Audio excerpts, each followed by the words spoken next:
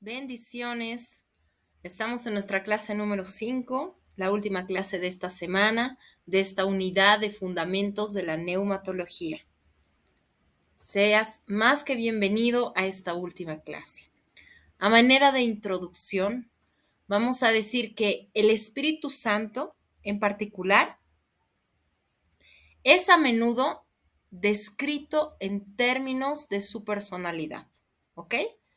Lo que implica que es una entidad consciente, con voluntad, con emociones y con capacidades. ¿Qué habíamos dicho? Que todo esto significa que es una persona. Si tiene todas estas características, es consciente, tiene voluntad, emociones, capacidades, pues entonces es una persona.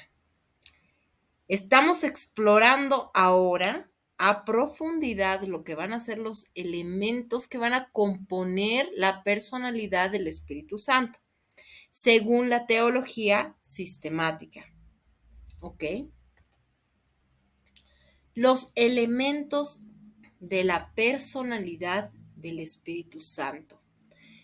Son distintas situaciones, distintas cosas que nos van a demostrar cuál es el aspecto de esta personalidad. El Espíritu Santo, habíamos dicho en un principio, intelecto, sensibilidad, voluntad, nuestros fundamentos bíblicos son 1 Corintios 2, del 10 al 11, Romanos 8, 27, 1 Corintios 2, 13. Sensibilidad, Efesios 4:30, Hechos 10:29, Hechos 5:3. Va a ser muy bueno que tú puedas revisar minuciosamente y de una manera estudiosa, profunda, estos versículos bíblicos. Voluntad, 1 Corintios 12:11. Hechos 16:6 y Hechos 13:2-4, además de Hechos 20:28. En estos fundamentos bíblicos vamos a poder ver aún más que el Espíritu Santo es una persona a causa de su intelecto, su sensibilidad, su voluntad. ¿No? Dentro de lo que es el intelecto, lo que piensa, la sensibilidad, lo que siente, la voluntad, lo que él tiene el deseo de hacer, él quiere hacer, ¿no? Tenemos en uno de esos pasajes bíblicos que él reparte los dones como quiere, ¿verdad? ¿Interactúa con el creyente el Espíritu Santo? Claro que sí. Él interactúa con el creyente. El Espíritu Santo, la persona del Espíritu Santo hace morada en el creyente, le confirma la verdad, le da testimonio de Cristo,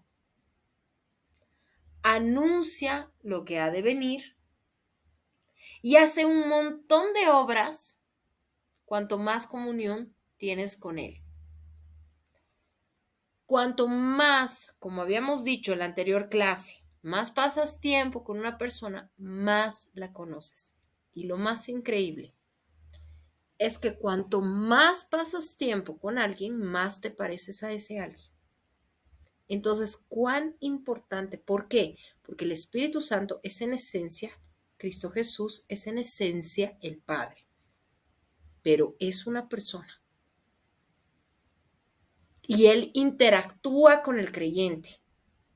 Él hace morada en el creyente, confirma la verdad al creyente, lo convence, ¿no? Por eso es que cuando nosotros de alguna manera llevamos el evangelio, predicamos el evangelio, somos líderes, pastorales, ¿no? Como les decía, hay una responsabilidad mayor porque estamos velando por la eternidad. No estamos velando por algo momentáneo. No estamos liderando solo algo momentáneo, ¿no? Es un liderazgo que va a marcar la eternidad de las personas.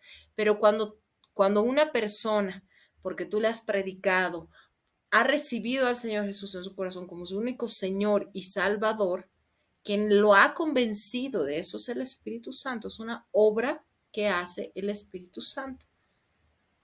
El Espíritu Santo que mora en aquel creyente que está compartiendo la palabra.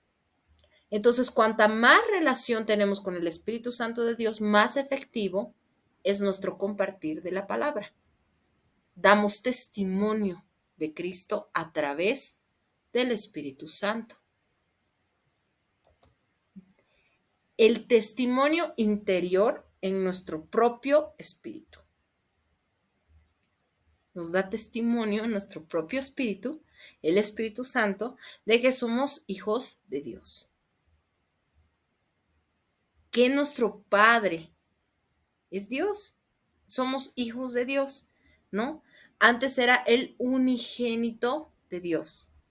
Cristo vino como unigénito, su único hijo, porque de tal manera amó Dios al mundo que mandó a su único hijo, para que todo aquel que en él crea no se pierda, mas tenga vida eterna. El único hijo que se convirtió en el primogénito. Pues nosotros tenemos, gracias al Espíritu Santo de Dios, en nuestro propio espíritu, nos da testimonio en nuestro propio espíritu de que somos hijos de Dios. Nos guía. Nos guía. ¿Y a través de qué nos guía? A través de la palabra de Dios. ¿Pero cómo? Teniendo comunión. Nadie puede ser guiado por nadie que no tenga comunión con esa persona. Tienes que tener comunión. Y entonces eres guiado, ¿no?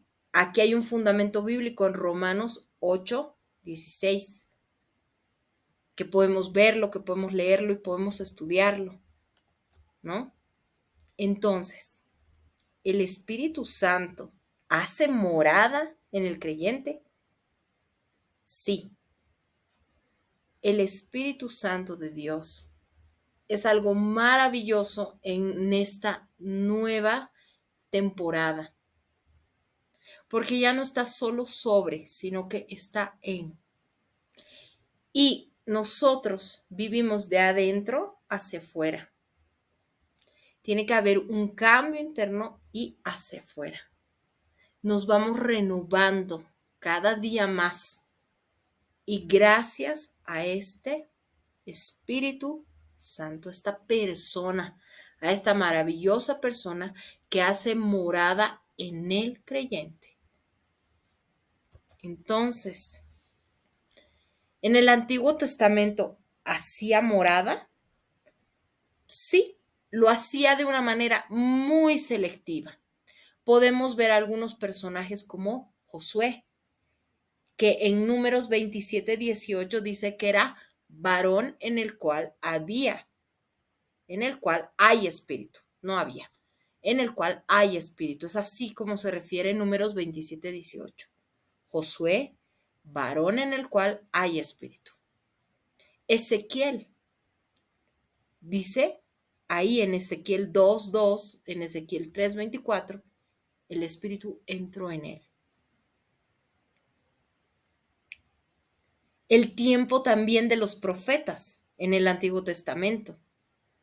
También se dice que en Josué y Daniel, ¿no? Y en la nación de Israel. Entonces, su morada, la morada ¿a qué nos queremos referir con todo esto? Que la morada del Espíritu Santo en el Antiguo Testamento era limitada, era selectiva, no limitada, selectiva. Selectiva, no estaba en todos, era selectiva. Porque el poder era el mismo, el Espíritu Santo era Dios desde el principio, desde Génesis hasta Apocalipsis, como habíamos hablado. Entonces, selectiva, esta es la palabra correcta. Su morada en el Antiguo Testamento era selectiva.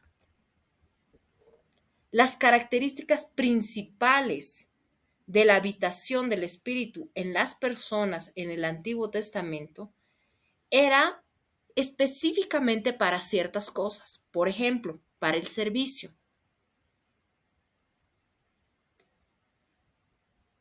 Era selectivo en líderes, además que era temporal. Cumplía una misión, ¿no? Por ejemplo, en los profetas, para que ellos puedan anunciar algo que estaba por venir, que iba a venir, y viendo el cumplimiento ya cuando Cristo viene en el Nuevo Testamento, después de ese periodo de silencio, el periodo intertestamentario, ¿no? Entonces, su morada del Espíritu Santo era selectiva y tenía características principales en su habitación, en las personas. Tenía que cumplir una misión, ¿verdad? Los términos para el Nuevo Testamento son más diferentes, porque ya no es selectivo, es para todo aquel creyente que lo reciba, que quiera que él more. Entonces tiene una morada permanente. Al momento que recibimos nuestra salvación, Él empieza a morar en nosotros. Porque al recibir a Cristo Jesús en nuestro corazón, creyendo con nuestro corazón, confesando con nuestra boca que Él es nuestro único Señor y Salvador, la salvación entre nosotros, entra el Espíritu Santo de Dios, el Espíritu de salvación. Entonces empieza a ser una morada permanente. Nos ayuda en ese proceso de vivir en santidad y tener un servicio productivo. Pero todo esto es de forma individual. No es de forma que podamos vivir, como les había dicho, a través de otra persona o porque otra persona dice, no, debemos probar cada uno. Por eso esta materia es crucial también y es muy importante para la formación profesional de un líder pastoral, para que pueda entender en esencia y en persona al Espíritu Santo dentro de este contexto. Y así poder vivir una vida en servicio productivo, servicio a los demás, como Cristo Jesús. Él no vino para ser servido, sino Él vino para servir. Muchísimas gracias. Que Dios te bendiga y te dejo con este versículo bíblico de 2 Corintios 13:14. Analízalo y ve que la gracia del Señor Jesucristo, el amor de Dios y la comunión del Espíritu Santo sean con todos vosotros. Amén. Nos vemos la próxima semana. Que tengas un fin de semana bendecido.